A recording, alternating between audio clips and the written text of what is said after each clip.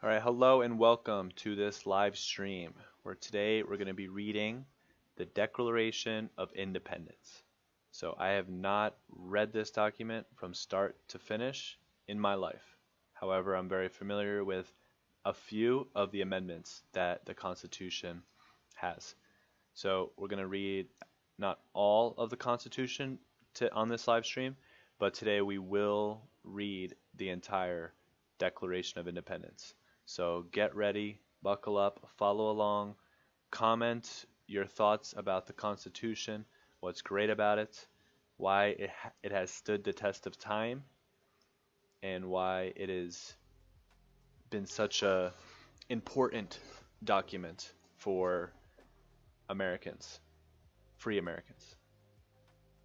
So the channel got renamed again.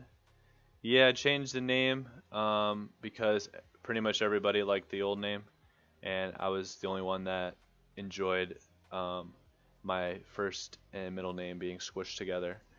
But I'm gonna roll with it like this. I think it's the original, and also my URL for YouTube is attached to Trident Line.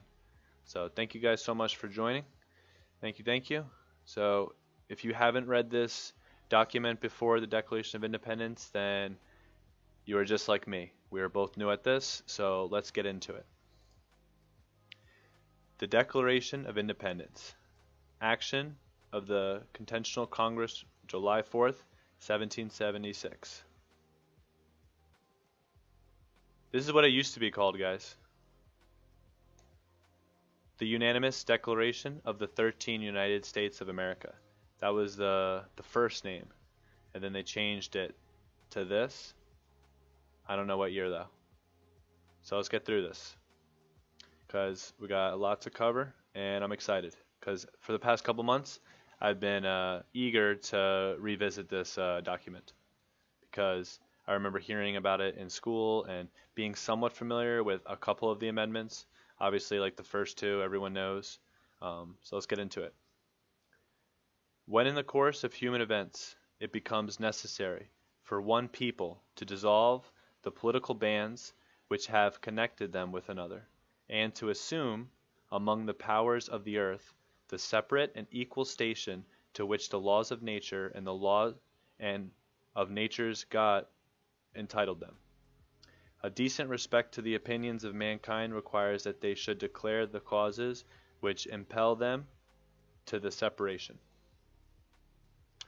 All right, so that paragraph I'm going to reread once more because I felt like I stumbled halfway through reading that paragraph, and I'm sensing that it's kind of a little bit of like that old English, where it doesn't have the same flow to it as 2020 English. So I'm going to go through it and I'm going to read it a little bit slower. When in the course of human events it becomes necessary for one people to dissolve the political bands which have connected them with another, and to assume among the powers of the earth the separate and equal station to which the laws of nature and of nature's God entitled them. A decent respect to the opinions of mankind requires that they should declare the causes which impel them to the separation. We hold these truths to be self-evident, that all men are created equal. Boom. Everyone knows that line, right? All men and women, are created equal. That they are endowed by their Creator with certain unalienable rights, that among these are life, liberty, and the pursuit of happiness. That to secure these rights, governments are institutioned among men, deriving their just powers from the consent of the governed. That whenever any form of government becomes destructive of these ends, it is the right of the people to alter or to abolish it, and to institute new government, laying its foundation on such principles and organizing its powers in such form as to them shall seem most likely to affect their safety and happiness. Prudence, indeed, will dictate that governments long established should not be changed for light and transient causes, and accordingly all experience hath shown that mankind are more disposed to suffer while evils are sufferable than to right themselves by abolishing the forms to which they are accustomed. But when a long train of abuses and usurpations, pursuing invariably the same object, evinces a design to reduce them under absolute, I'm not even going to try with this word. Let's look this up. Despotism, which means the exercise of absolute power. Them under absolute power. It is their right, it is their duty to throw off such government. Haha. I actually agree with that. That an absolute power government structure, it is the right of the people to throw off such government. Power to the people instead of power to the state. And to provide new guards for their future security. Such has been the patient sufferance of these colonies, and such is now the necessity which constrains them to alter their former systems of government.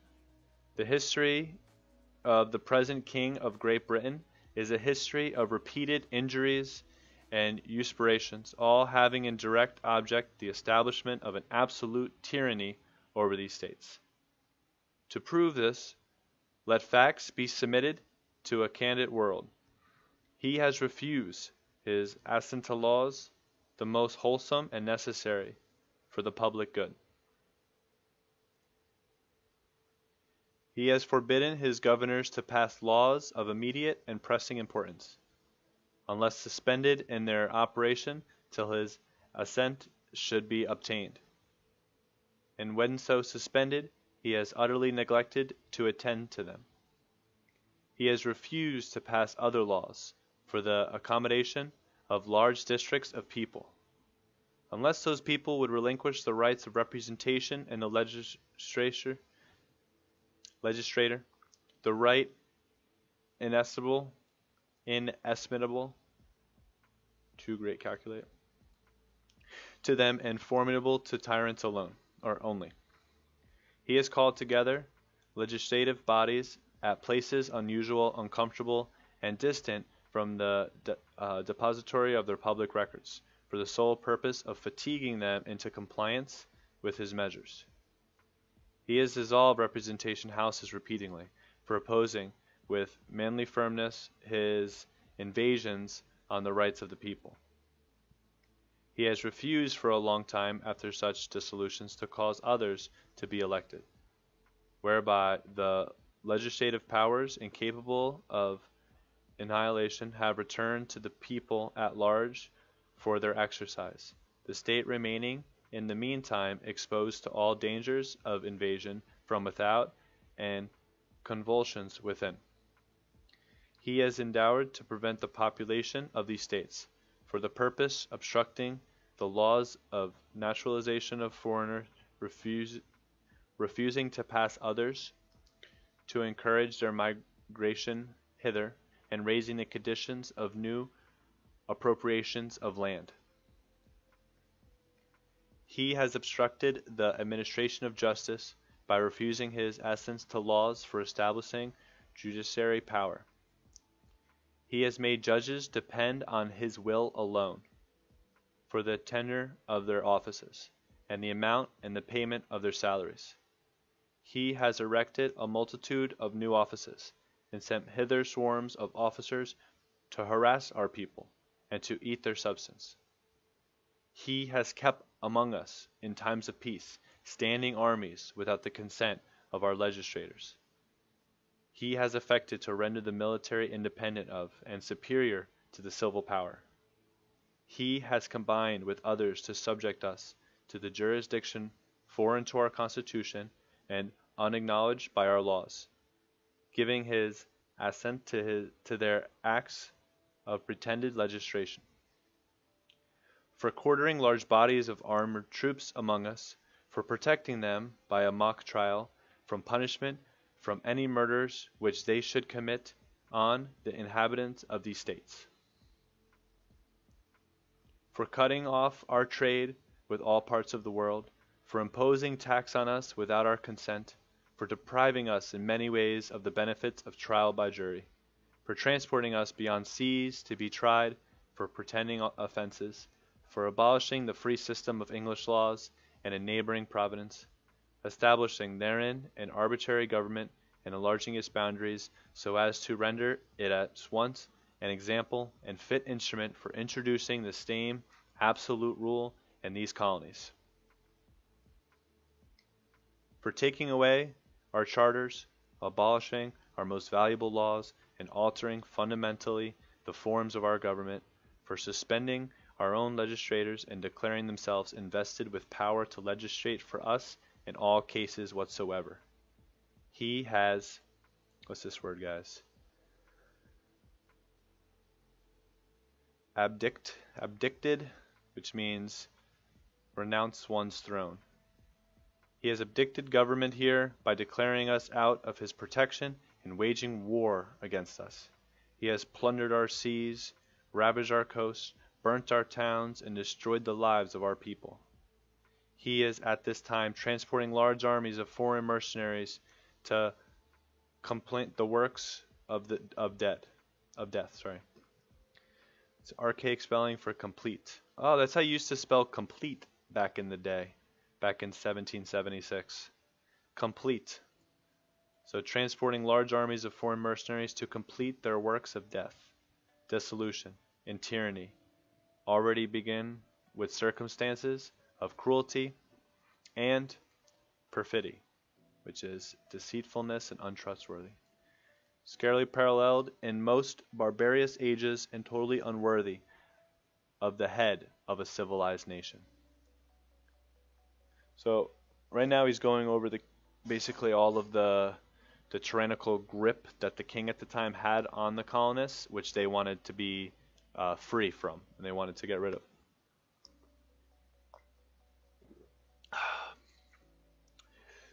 By the way, good morning, good afternoon, wherever you are in the world. For me, it is good evening. It is 11:30 p.m. right now. So it was the time when I was able to get this done. So, how you doing? Okay.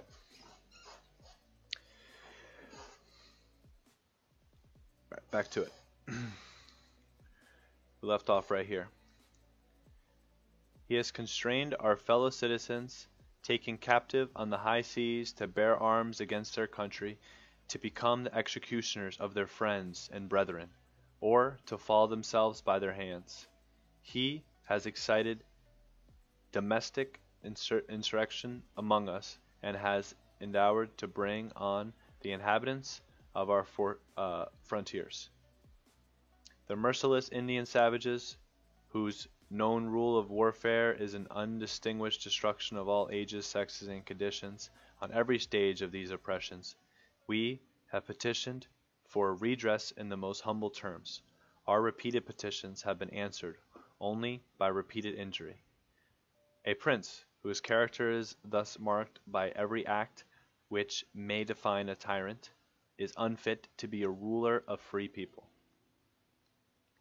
Nor have we been waiting in attention to British brethren. We have warned them from time to time of attempts by their legislation to extend an unwarrantable jurisdiction over us. We have reminded them of the circumstances of our emigration and settlement here, and we have appealed to their native justice and, check this word out, magnanimity, the basic condition of being, okay, adjective, generous and forgiving. And we have conjured them from the ties of our common kindred to disavow these usurpations, usurpations, which means to take illegally or by force. which would inevitably interrupt our connections and correspondence. They have been deaf to the voice of justice and of, another word, consanguinity, relating to denoting people descending from the same ancestry.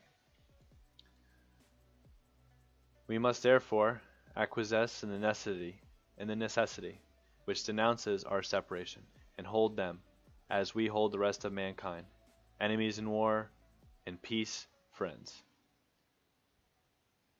We, therefore, the representatives of the United States of America, in General Congress assembled, appealing to the Supreme Judge of the world for the rectitude of our intentions, do, in the name and by the authority of the good people of these colonies, solemnly publish and declare that these united colonies are, and of right out to be, free and independent states, that they are absolved from all allegiance to British Crown and all political connection between them and the state of Great Britain.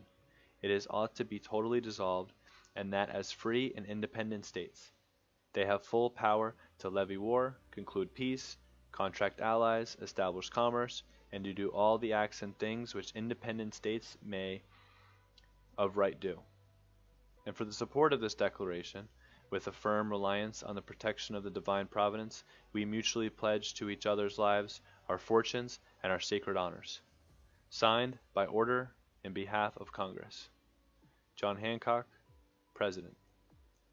And Charles Thompson, Secretary. And these are all the signers. So at the time, it was 13.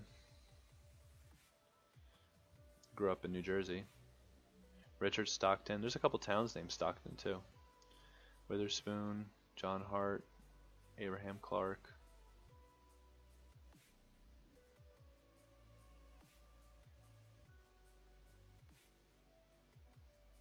Alright, so this book that I got, it's the Constitution. It starts with the Declaration of Independence, and it goes into the Constitution.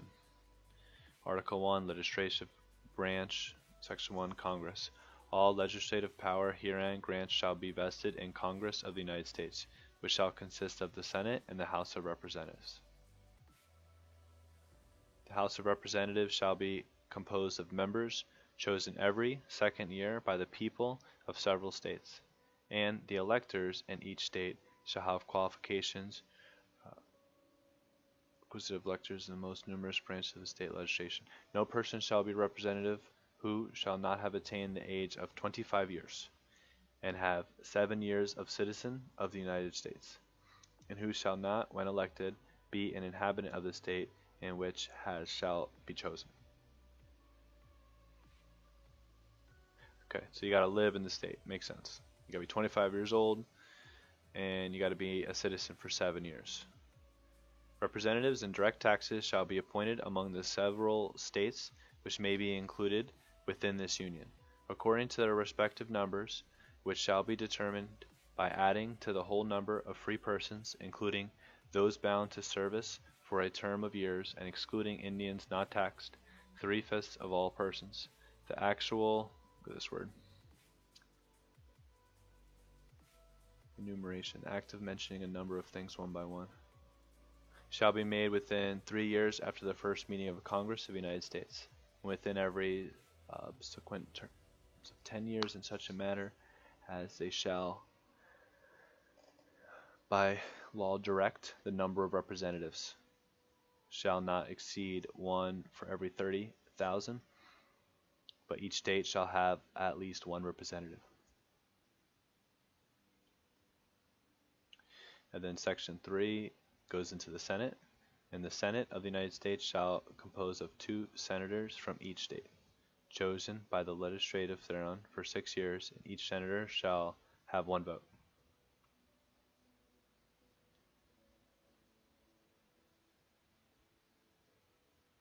Okay, and then you go to elections, powers and duties of Congress. This is a good question. What is the powers and duties of Congress, huh? Each house shall be the judge of elections, return of qualifications of its own members, and a majority of each shall constitute a quorum to do business.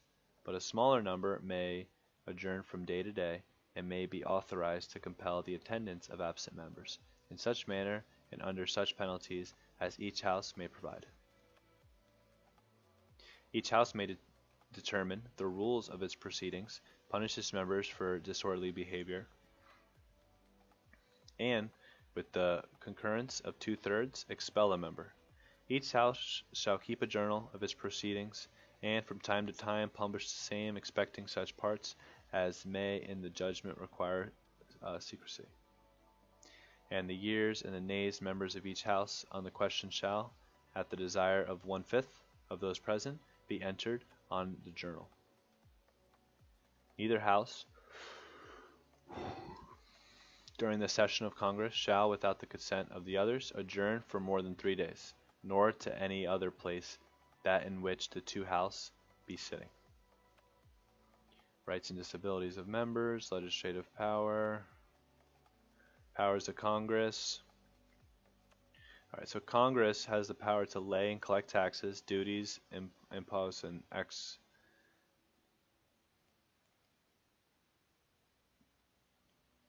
excess to pay debts and provide for the common defense and general welfare of the United States. I apologize for the yawn. It is 11:33 p.m. I've been up since 8:15, but I'm good. I think it's more the Old English way that it's spoken, and it's just a little bit more difficult to read through, but it's very fascinating, and it's mind-blowing how many people in this country don't know what the powers of Congress are, don't know what the powers of representatives are, don't know what the Declaration of Independence says, doesn't realize what they were liberating themselves from, the tyrannical grip of the King of Great Britain at the time. And I think that this is something that people should know, and they should know what their Congress does, and they should know what the legislative power is, and they should know what the goal of their local representatives is. And I think people need to be a little bit more logical, and they need to be a little bit more self-aware, and they need to be more defensive of their values and stand ground where their values lie. And I think at least politics in today's world is it's like a cloud of not only propaganda, but it's a cloud of emotions, and it's a cloud of deception. So I think in the age we live in now, people are drunk on deception, and people are emotionally invested in it, and I think that's where a lot of the disconnect comes from when people come across someone that has opposing views. But I think dialogue is so important, and knowing your values, and also knowing basically what's worth fighting for and what's worth changing as well. And there's definitely a lot of things that were written in the Constitution that are worth preserving, because you got to think, in the time it was written, they were experiencing massive tyranny, and they also didn't have a lot of the luxuries that we have today. A lot of people are worried about, health for various reasons now, where back then, what type of health did they have? You know what I mean? They go to war, they get amputated, they're like, oh, you're hurt? Here, take some alcohol, to like calm it down. So it's all about perspective. But let's go through this and just kind of pop out some of the stuff that seems interesting. Let's go down to some amendments. You guys want to read some amendments? I was going to do a different video where I break down all the amendments.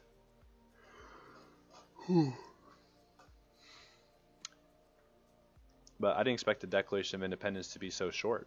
So what I'll do is go through some of these amendments, we'll read through some of them, and then at the end of the stream, I'll reread the Declaration of Independence one more time.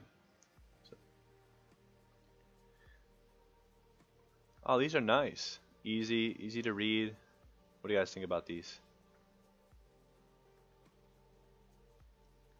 It's organized pretty well.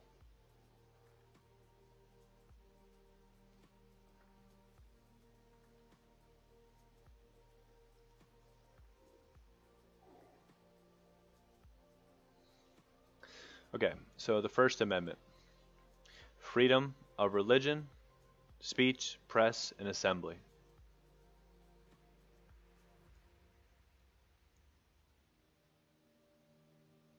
Congress shall make no law respecting an establishment of religion, or prohibiting the free exercise thereof, or abridging the freedom of speech, or of the press, or of the people's preachable peace, or the right of people peaceably to assemble, and to petition the government for a redress of grievance. Okay, that's no, I don't know what that is. Redress is redress, remedy, or set right of grievances. A real or imagined wrong or other cause for complaint. Okay, so it's like, you have the right to complain to the government if there's something that's not right. It's like a way of, protesting. Peaceably to assemble. Freedom of speech. First Amendment. Boom. Next Amendment. Second Amendment, right to bear arms. We'll make that red. A well-regulated militia being necessary to the security of a free state. The right of the people to keep and bear arms shall not be infringed. Because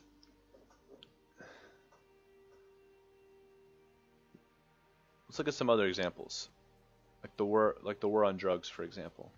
Did the war on drugs get rid of drugs? No. I think in a lot of ways it made people more curious about it. It made people more invested in it. I remember I was reading Robert Greene's new book, The Laws of Human Nature, and he was talking about that, where like when something gets banned, it gets more populated, and he was talking about the pornography industry, and when it became illegal in the same year or like the year after or something is when the industry was founded, is after it became illegal. So like the point is with the war on drugs, you can't get rid of it. It's always going to be there, So with weapons, if you take it away from people, they're not disappearing. It just goes in the hands of other people. And who are the other people? Is people that are in power. And I'm sure everyone's heard the phrase, absolute power corrupts absolutely.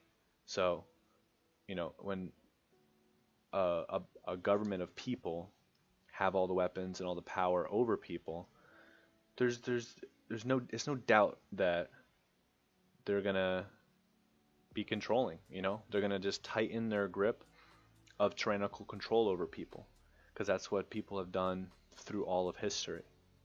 And I think it was Thomas Jefferson that said, when the government fears the people, then the people are free.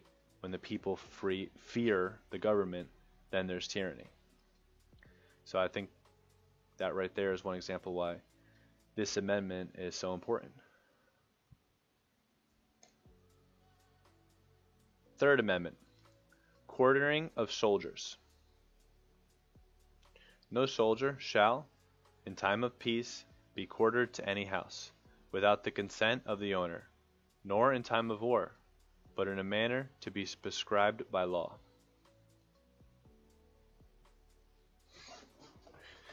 Okay, so I guess back then, during warfare, soldiers would just come on your farm and be like, hey, I'm going to be sleeping here tonight. I'm going to get the master bedroom. You can sleep in the couch. And when the founding fathers were writing these amendments, they're probably like, you know what? I would like to not happen. A bunch of soldiers just sleeping in my house, uninvited. Fourth Amendment, search and seizure. The right of the people to be secure in their persons, houses, papers, and effects against unreasonable searches and seizures shall not be violated, and no warrant shall issue be upon probable cause supported by oath or affirmation, and particularly describing the place to be searched and the persons or things to be seized. Fifth Amendment, grand jury, double jeopardy, self-incrimination, due process, and taking. This is something that I highly believe in, which is due process. You are innocent until proven guilty, you know. Whereas back then it was a lot of the opposite. You're guilty until you're proven innocent. And you know what? We're gonna burn you at the stake because you're guilty. But if you could somehow prove you're innocent while getting burned, then, well, you're probably still gonna be guilty because only a witch will be able to get away from a fire like that. You know. So there's a lot of madness. There's a lot of innocent people that got incriminated back then. And it still happens today, but at least this due process, I'm sure, has prevented a lot of cases.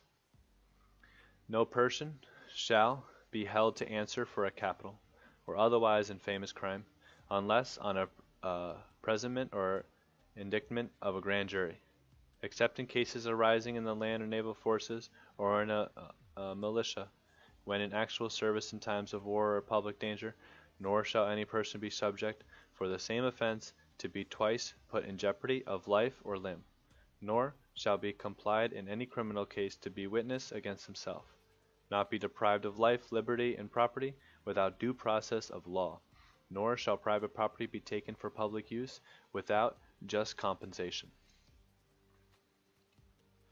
So I have relatives in the military, and one thing that they were telling me about China, and it might not be true, I believe my relative has had people that are Chinese translators for the military, and if the government over there wants to build a new highway and your house just happens to be where they want to build this highway, they'll show up at your door and say, hey, here's $5, you got to move next week because we're bulldozing this. And the people have nothing to say. There's nothing they can do but just move.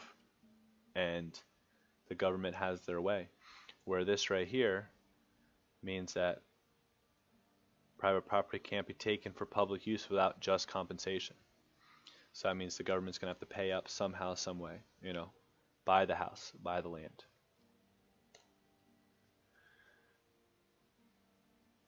Sixth Amendment, right to speedy trial by jury, witness, and counsel. In all criminal prosecutions, the accused shall enjoy the right to speedy and public trial by an impartial jury of the state and district wherein the crime shall have been committed, with districts shall have been previously asserted by law, and to be informed of the nature and cause of the accusation, to be confronted with the witness against him, to have compulsory process for obtaining witnesses in his favor, and to have the assistance of counsel for his defense. Seventh Amendment, jury trial and civil lawsuits. In suits at common law, where the value in controversy shall exceed $20, the right of trial by jury shall be preserved, and no fact tried by jury shall be otherwise re-examined in any court of the United States than according to the rule of the common law. Eighth Amendment, excessive fines, cruel, unusual punishment. How about the freaking hospital stop with these excessive fines, Because, I got it with my wife's condition, we went to hospital, and they're like, this is how much it's going to cost. We paid it, and then it's just like bill after bill after bill. I'm like, come on, disclose to me what I got to freaking pay. Shit makes me crazy. Excessive bail shall not be required, nor excessive fines imposed, nor cruel and unusual punishments inflicted. Ninth Amendment, non-ennumbered rights retained by people. So this word means the action of mentioning a number of things one by one.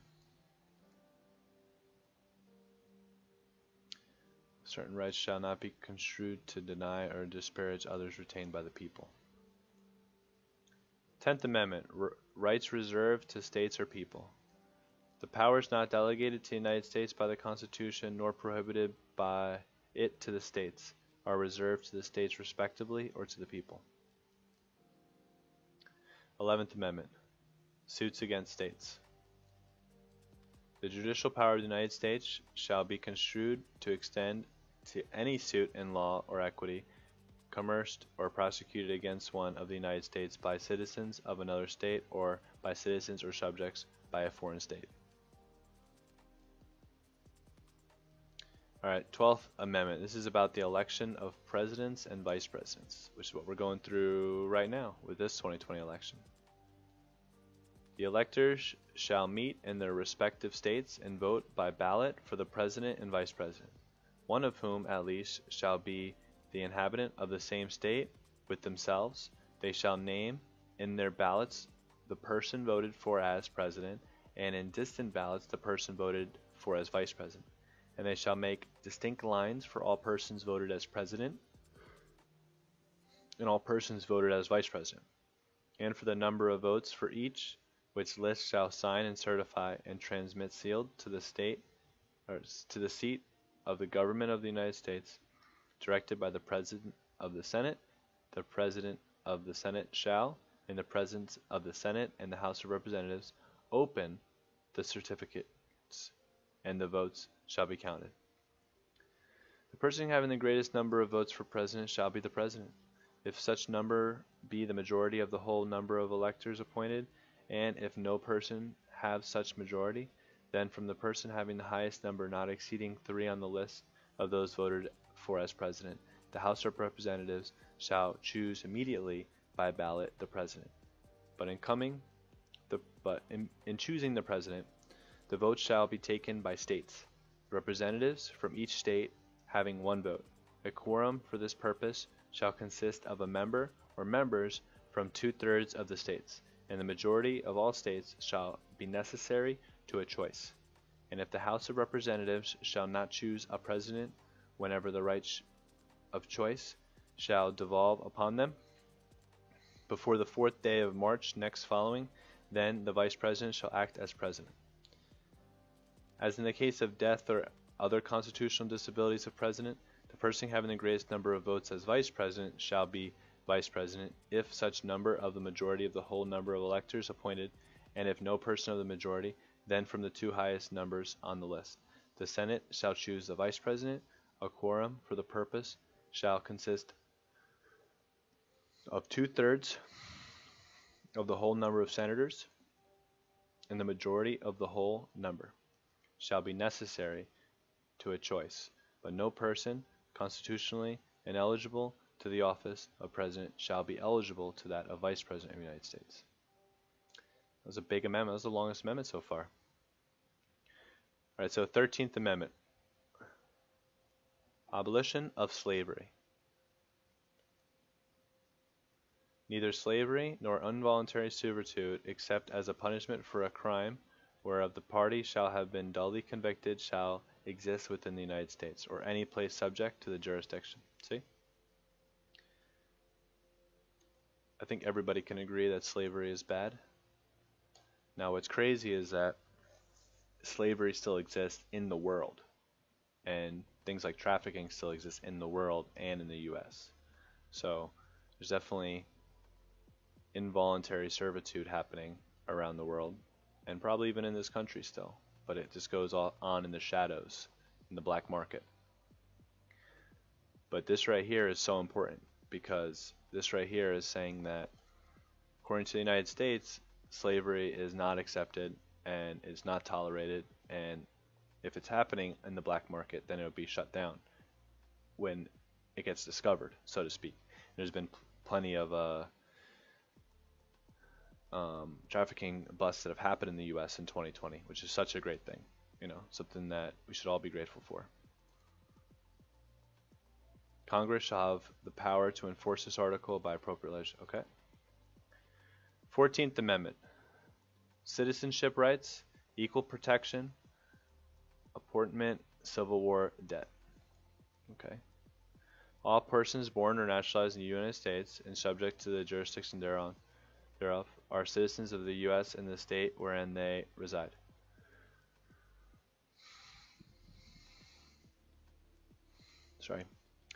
No state shall make or enforce any laws which shall abridge the privileges or immunities of citizens of the United States, nor shall any state deprive any person of life, liberty, or property, without due process of law, to deny a person within its jurisdiction the equal protection of laws. That'd be nice, right? I feel like there has been cases in the U.S. where someone just had deeper pockets, and that's why they either got away with it or they were able to get um, actual justice. But according to this, you should have equal protection.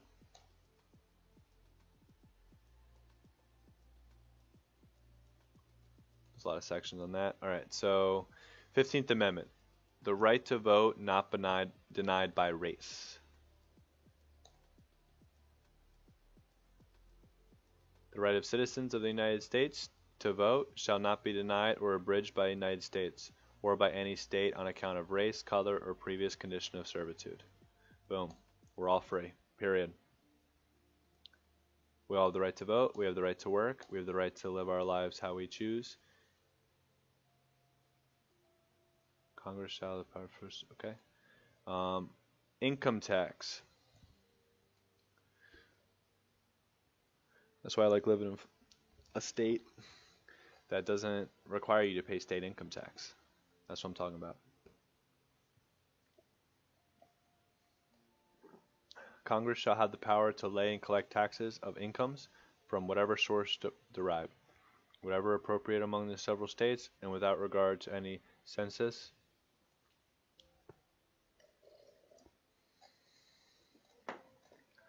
The 17th Amendment, which came in 1912, was a popular election of senators. Prohibition of liquor. So this one was passed in 1917, and what a disaster this was, huh? It made, or at least it gave power to a lot of, Al Capone type characters. And I think it was just a massive failure, just like the war on drugs. 19th Amendment, women's right to vote. The right of citizens of the United States to vote shall not be denied or abridged by the U.S. or any state on account of sex. And that was passed in 1919.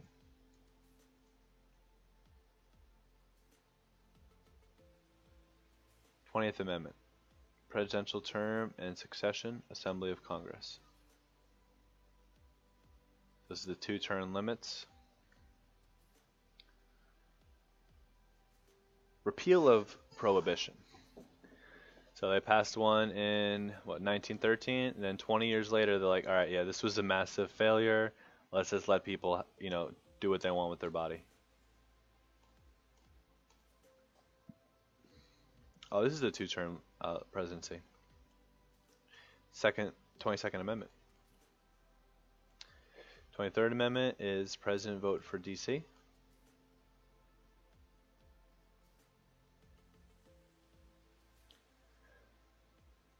Abolition of poll taxes.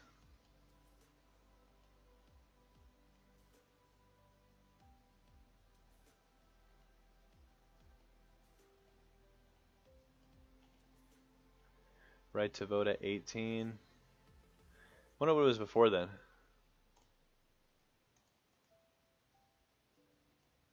Congressional compensation. Articles of Confederation.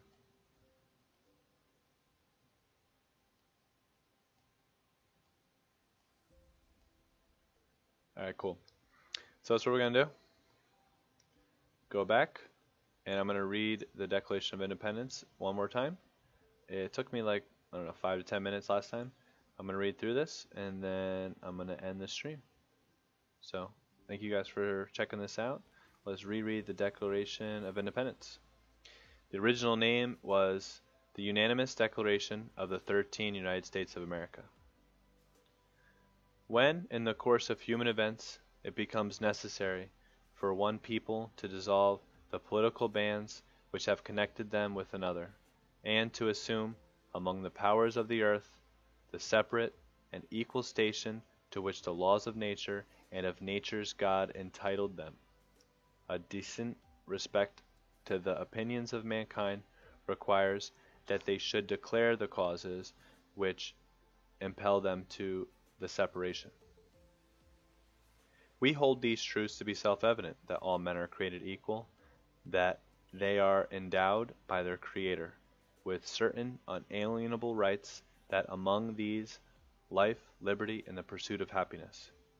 That to secure these rights, governments are institutioned among men, deriving their just powers from the consent of the governed. That whenever any form of government becomes destructive of these ends, it is the right of the people to alter or abolish it, and to institute new government, laying its foundation on such principles and organizing its powers in such form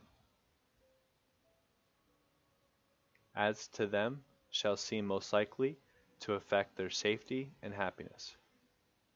Prudence indeed will dictate that governments long established should not be changed for light and transient causes, and accordingly all experience hath shown that mankind are more disposed to suffer while evils are sufferable than to right themselves by abolishing the form to which they are accustomed.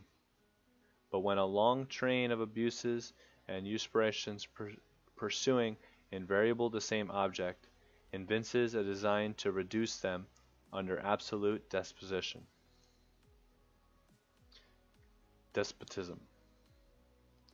which we looked this word up earlier, the exercise of absolute power. It is their right, it is their duty to throw off such government, and to provide new guards for their future security.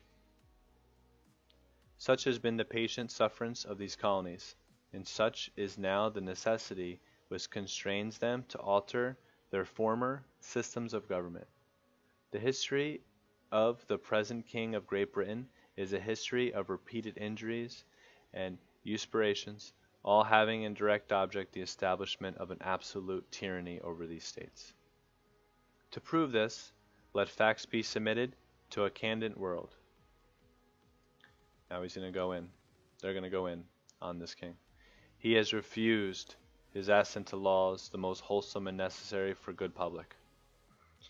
He has forbidden his governors to pass laws of immediate and pressing importance unless suspended in their operation till his assent should be obtained, and when so suspended, he has utterly neglected to attend them. He has refused to pass other laws for the accommodation of large districts of people, unless those people would relinquish the rights of representation in the legislature, a right inestimable to them and formidable to tyrants only. He has called together legislative bodies at places unusual, uncomfortable, and distant from the depository of their public records, for the sole purpose of fatiguing them into compliance with his measures. He has dissolved representative houses repeatedly for opposing with manly firmness his invasions on the rights of the people. He has refused for a long time after such dissolutions to cause others to be elected, whereby the legislative powers, incapable of annihilation, have returned the people at large for their exercise, the state remaining in the meantime exposed to all the dangers of invasion from without and convulsions within.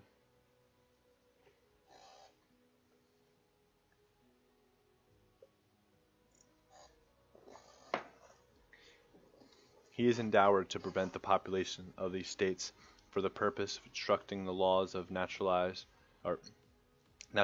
of foreigners, refusing to pass others to encourage their migration hither, and raising the conditions of new appropriations of lands. He has obstructed the administration of justice by refusing his assent to laws for establishing judiciary power. He has made judges dependent on his will alone for the tenure of their offices and the amount and payment of their salaries. He has erected a multitude of new offices and sent hither swarms of officers to harass our people and eat out their substance. He has kept among us in times of peace standing armies without consent of our legislators. He has affected to render the military independent of and superior to the civil powers. He has combined with others the to subject us to a judiciary foreign to our constitution and unacknowledged by our laws, giving his assent to their acts of pretended Legislation. For quartering large bodies of armed troops among us, for protecting them by a mock trial from punishment for any murders which they shall commit on the inhabitants of these states. For cutting off our trade with the rest of the parts of the world, for imposing taxes on us without consent, for depriving us in many cases of the benefits of trial by jury, for transporting us beyond seas to be tried for pretended offences, for abolishing the free system of English laws in the neighboring province, establishing therein an arbitrary government, by enlarging its boundaries so as to render it at once an example and fit instrument for introducing the same absolute rules into these colonies. For taking away our charters, abolishing our most valuable laws, and altering fundamentally the forms of government. For suspending our legislative and declaring themselves invested with power to legislate for us in all cases whatsoever. He has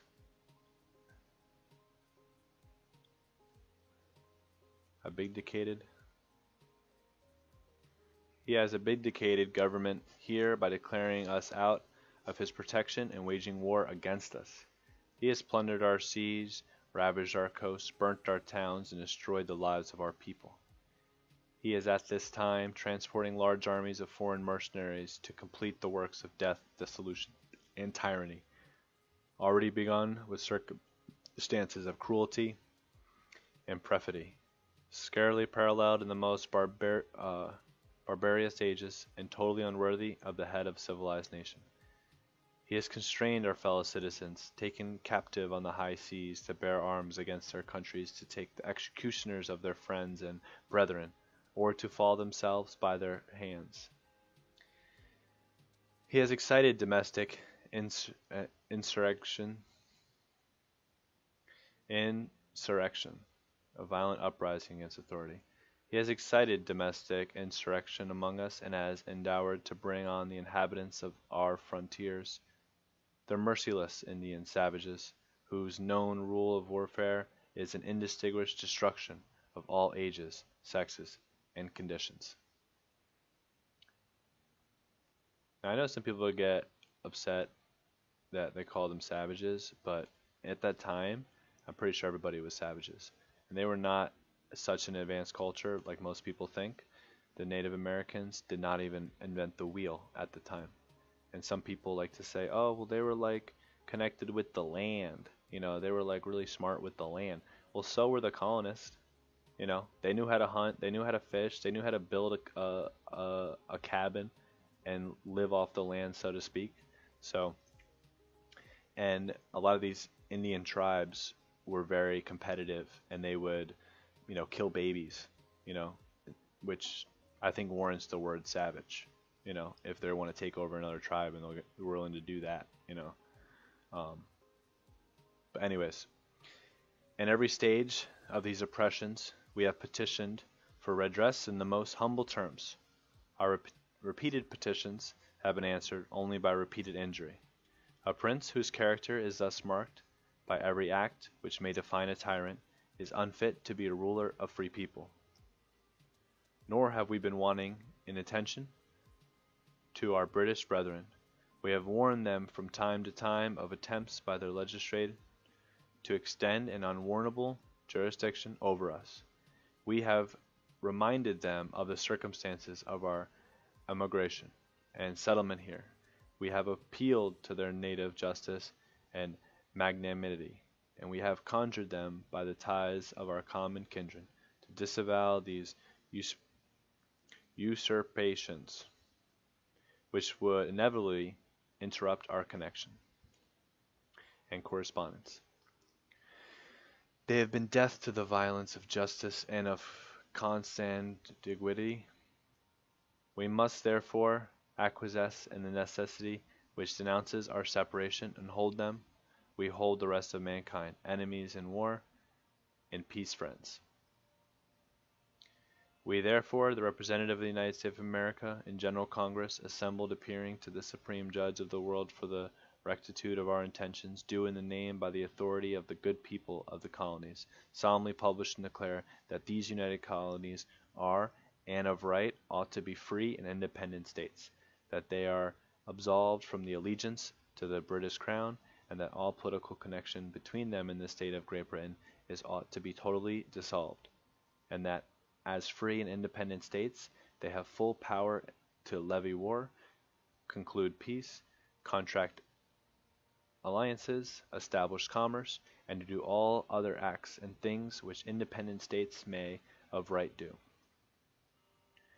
And for the support of this declaration, with the firm reliance on the protection of divine providence, we mutually pledge to each other's lives, our fortunes, and our sacred honor. Signed by order and behalf of Congress. John Hancock was the president at the time. That's where the expression says, let me have your John Hancock, which is let me have your signature. I remember watching the movie Tommy Boy, where it's like, John Hancock is Herbie Hancock. So that's what helped me remember that name. But thank you for hanging out and reading the Declaration of Independence with me. Now, I'm not going to sit here and pretend that every single word that I was reading I understood, because I had to look up the definition on a lot of them. That's why I like using this Kindle app, because I can just click on it, a word like this one, continental, and then it gives you the definition. But a lot of the old English was a little difficult to get through, but most of it I was able to digest, and I think it's a very powerful document. I think it's very important, and I think those people were very smart at their time, and I think they were going through very difficult times that a lot of us couldn't even imagine, and I think they wrote this document to stand the test of time, because, no matter how technologically advanced we may become, some things are going to stand the test of time as well, which is, absolute power corrupts absolutely. What would a tyrant do to people that have no freedom, But I'm ranting, I'm rambling. Thank you guys again. Next video I'm going to do, I don't really have planned out, but I'm going to do another couple live streams this week. Maybe whip out another book like Outwitting the Devil or Think and Grow Rich Again, or do some declassified documents. I really want to get into some of these MK Ultra documents, because I think they're super fascinating to read, that the government would do certain things and then release to the public the documents of what they've done. Now, would they release disinformation to the public? Maybe, but it's still cool to read, and have that first hand-to-hand experience